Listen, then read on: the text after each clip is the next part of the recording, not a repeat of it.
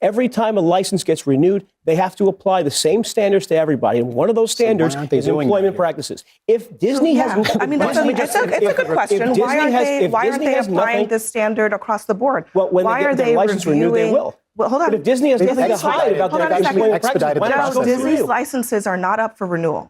They're up in 2028. Yeah, but they are not up for renewal right now. In today's video, Abby Phillip destroys Joe Borelli on Newsnight with Abby Phillip. What starts with controversy around Jimmy Kimmel quickly turns into a serious conversation about power, free speech, and whether the government should be stepping in at all. Abby really leans into that core issue, because once you bring in agencies like the Federal Communications Commission, this stops being entertainment drama and starts becoming a First Amendment question. But before we dive into today's video, make sure to subscribe if you want to see more videos like this one.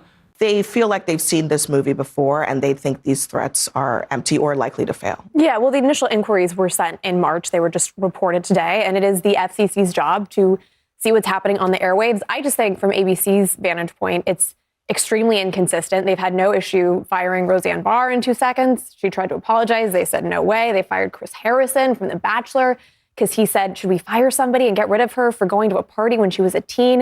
And I'd like to remind people, too, I mean, when Obama was president, there was literally a clown at a rodeo in Missouri who made a joke about Obama getting gored by a bull. He got fired. So unless it's Trump, we have a very high standard for what we expect of entertainment employees and what we expect in terms of being respectful to the president. And I would remind people as well, you know, there was another assassination attempt at the Hilton, obviously against Ronald Reagan the last time.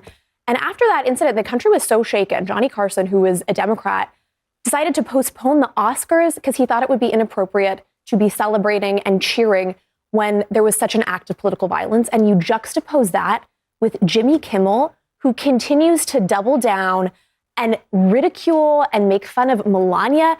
It would have been so easy for him to say, I screwed up, I apologize, and take some responsibility. And instead, he just wants to continue to victim blame Donald Trump for getting shot at. Seriously? Although in this particular case, Kimmel would have had to have some prior knowledge of what was going to happen in this case to have something to apologize for. Right, but the timing was unfortunate enough that he might as well have said, you know what? I'm not sure. That was unfortunate timing. I wish that hadn't been said. I suppose one could say that, but he also made a joke on Thursday. The bad thing that we are all alluding to here happened on Saturday. The two are not connected in any meaningful sense. And again, what you said earlier is worth repeating. The several attacks that have happened directed at Donald Trump are egregious. It's shaken me quite a bit, honestly, to think that in the United States, in the year of our Lord 2026, people are taking shots at the president. And this is disconcerting. At the same time, it doesn't seem appropriate to me that the response from the administration is, well, let's start cracking down on everyone who is saying anything directed at the president, even if it has no connection whatsoever to an assassination plot. So that, to me, again, smacks of pettiness. It seems vindictive. And again, it runs afoul of our laws. If there is a legitimate concern about systematic discrimination on the part of broadcasters here, the FCC would pretty much have grounds to go after every broadcaster in America related to DEI policies. Including, by the way, Fox, which has DEI policies. Absolutely. And just like all the other networks. Yeah. But anyway, Ellie. Private entities have the right to fire people if they want, if they don't like that person's speech. But the real fundamental question here has to do with governmental power. Do we want the FCC policing the content of speech? Because that's a totally different thing. The First Amendment applies to governmental action. It doesn't apply directly to ABC. And so if the FCC is throwing its governmental weight around to try to influence speech, to try to punish certain speech, that is where the First Amendment is violated. Now, yes, private companies firing people over controversial comments isn't new. Networks have always made those decisions based on brand image, advertisers, and public pressure. But that's completely different from the government stepping in.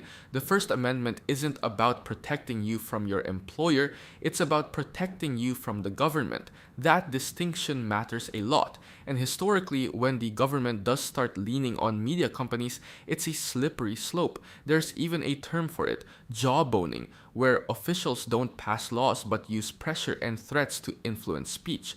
Courts have flagged this before as a potential violation, especially when regulators hint at consequences like licensing issues. That's why agencies like the Federal Communications Commission are supposed to be careful about how they act. What also gets overlooked is consistency. Almost every major network, including conservative ones, has some form of internal policies around hiring, diversity, or content standards. So if enforcement suddenly focuses on one company at one moment, it raises questions about whether it's really about policy or about content someone in power doesn't like. And the timing argument, that's where things get a bit stretched. There's no evidence linking a comedian's joke to an actual act of violence. Law enforcement and studies on political violence consistently show that it's driven by much more complex factors: radicalization, mental health, and ideological echo chambers, not a single late-night segment. Because once that door opens, it's not just one comedian on the line, it's everyone. Unless you are a late-night comedian, Jimmy Kimmel, Stephen Colbert, or frankly anybody who criticizes President Trump, they won't defend your right to say things they disagree with then. Well, the president's not prosecuting, Jimmy Kimmel. He's saying he should be fired, and that could be his opinion. If you joked about someone's death, which he believed he did, go ahead, criticize him. Government doesn't necessarily. So he's using the government to bring something that they brought in March of 2025. They started this in March of 2025. You can use the government's regulatory power. I'm not talking just about this, because don't forget, that was the lead. Brandon Carr made this threat first last fall. So the threat of using the government's regulatory power to police speech and police the actions of private corporations, that has been unequivocally put on the table. And I'm not the hold on a second. I am not the only letter is about the DEI policies. I am not the only person Disney saying that. Here's Ted Cruz today.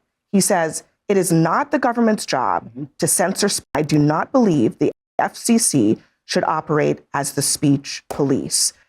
Ted Cruz. He is no I would ask you and Ted Cruz hater. He's no rhino. He believes that this action, and he was consistent. The last comments by Brendan Carr, he was very clear that he believed that that was a clear evidence of jawboning, which is using the threat to coerce speech. So it doesn't require that you throw somebody in jail. Just the threat of using regulatory power to coerce Nobody's getting threatened. Is what is happening. Clear, the FCC is not threatening to throw anybody in jail. It's not so are you denying that Brendan Carr did not issue a threat in the fall to ABC or to Disney that they Chairman would Carr's review? letter in March 2025 Joe, was about question. Did Brendan Carr in the fall say that he would take a look at Disney's FCC licenses because of the comments that Jimmy Kimmel made? I don't remember, but I can tell you what he I can tell you. in writing. Hold on a second. I can tell you. He did say that.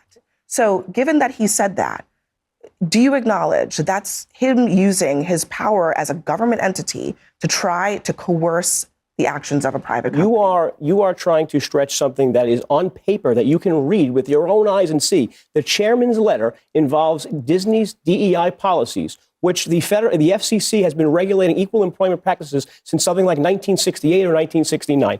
Every time a license gets renewed, they have to apply the same standards to everybody. And one of those standards is employment practices. If Disney has... I mean, it's a good question. Why aren't they applying this standard across the board? Well, when they get their license renewed, they will. Well, hold on. But if Disney has nothing to hide about their employment practices, Disney's licenses are not up for renewal. They're up in 2028. Yeah, but they are not up for renewal right now. Any president can say they don't like a comedian. That's not new. But when people in power start hinting at using agencies like the Federal Communications Commission to go after a network, that's where it crosses into something more serious. You don't need to throw someone in jail for it to be a First Amendment problem. Legal scholars have pointed out that even indirect pressure can count if it's coming from the government. There's actually a long legal history around this. Courts have warned against what's called jawboning, where officials use their authority to suggest consequences without formally acting. Cases like Bantam Books v. Sullivan made it clear that government threats, even informal ones, can violate free speech if they're meant to coerce behavior. And here's where the consistency issue comes in. If this were purely about policy, like employment practices or DEI, then you'd expect it to be applied broadly across media companies. But when attention suddenly zeroes in on one company right after criticism of a political figure, it raises questions about motive. Even conservatives like Ted Cruz have warned that regulators shouldn't be acting like speech police, which says a lot about how uncomfortable this situation is across the board. Also, timing matters. FCC license reviews don't just happen randomly, they follow a schedule. So bringing up regulatory scrutiny outside of that normal process, especially tied to content, doesn't look routine. It looks targeted. That's why Abby's angle hits. It's not about defending every joke or every comedian. It's about protecting the principle that the government shouldn't be leaning on private companies over speech. Because once that line gets blurry, it's not just late night hosts on the hook. It's anyone who says something the people in power don't like. Talking about this at this table, all of us, exposes that this is a pretext piled atop another pretext. Absolutely. We all know this is not about DEI policies. We're not even really talking about it this way. We know it's about the content of speech. We know it's about the jokes Jimmy Kimmel made. We know it's about the kind of things that he says. That's what's prompting all of this. I would have made it about DEI. I got interrupted 20 times. Which broadcaster hasn't made commitments to do this Disney kind of has DEI a policy hiring? that 50% of do you know of any broadcaster that hasn't done this? Underrepresented groups. Do you know of That's a any DEI broadcaster policy. that hasn't made similar commitments since 2020? No, and when their license get renewed, I imagine but the license FCC isn't up for renewal. What we know is that the process was thing. actually expedited here. In fact, it seems as though they've expedited the process in the last couple of days. Why do you suspect that happened? The process began in March of 2025. It was done over the last year. You pointed out something that happened in the fall. So this has been ongoing for I'm over asking a you year why now. they're expediting now. I'm just telling you that there is a ongoing inquiry by the FCC. I And if understand. Disney has nothing to hide about their DEI policies, The answer is not convenient. I don't for you. think it's. If they have I don't nothing to think hide, it's. just go through the I don't review. think it's in good faith to suggest that things that happened in recent history that were big stories at the time didn't happen. They happened, right? We know that Brendan Carr's threats to Disney that was the big story, and he was crystal clear about it. Even Republicans had to rebuke him, and that's why they ultimately backed down, and they put Jimmy Kimmel back on the air. So we can't pretend like that didn't happen. We can't pretend that that's not the context. We also can't pretend that the context isn't that Trump has specifically asked and told ABC that they should take Kimmel off the air. So all of that, Joe, I mean, if you're being honest. You're forgetting that Disney has Joe, been hold on. in the bullseye of the Republican Party since Ron hold on a DeSantis second. 5 years ago. I mean, this is not a company that Republicans have shied away from attacking. If you're being honest, I think my final question to you is just sort of like in the last segment when we were talking about this. Do you really believe that this is the proper use of the federal government? Sure, you can frame this as a regulatory issue. Talk about DEI policies, employment standards, whatever. But the bigger question is timing and pattern. When scrutiny ramps up right after a media figure criticizes a sitting president, it starts to look less like routine oversight and more like selective enforcement. And that's not just speculation. This kind of thing has come up before. Courts have warned about government officials using their positions to pressure private companies without explicitly ordering them to act. It's called jawboning, and even subtle signals like hinting at license reviews or regulatory trouble can be enough to influence behavior. That's why agencies like the Federal Communications Commission are supposed to stay politically neutral when it comes to speech. The consistency point matters too. After 2020, most major broadcasters, left, right, and everything in between, rolled out some form of diversity or hiring initiatives. So if everyone is doing roughly the same thing, but only one company suddenly gets extra attention, people are naturally going to question why. That's not a partisan take. That's just how enforcement is supposed to work. It should be even, not selective. And historically, Americans have been pretty sensitive to this. During the Watergate scandal, one of the biggest concerns wasn't just illegal activity, it was the idea of government power being used to target critics and media outlets. That's kind of the underlying fear here too. That's why Abby and Camila's angle makes sense. It's not about defending every joke or every host, it's about asking whether the government is staying in its lane. Because once regulators start getting involved based on content instead of clear policy violations, you're not just regulating industries anymore, you're influencing speech. And that's where things get uncomfortable fast.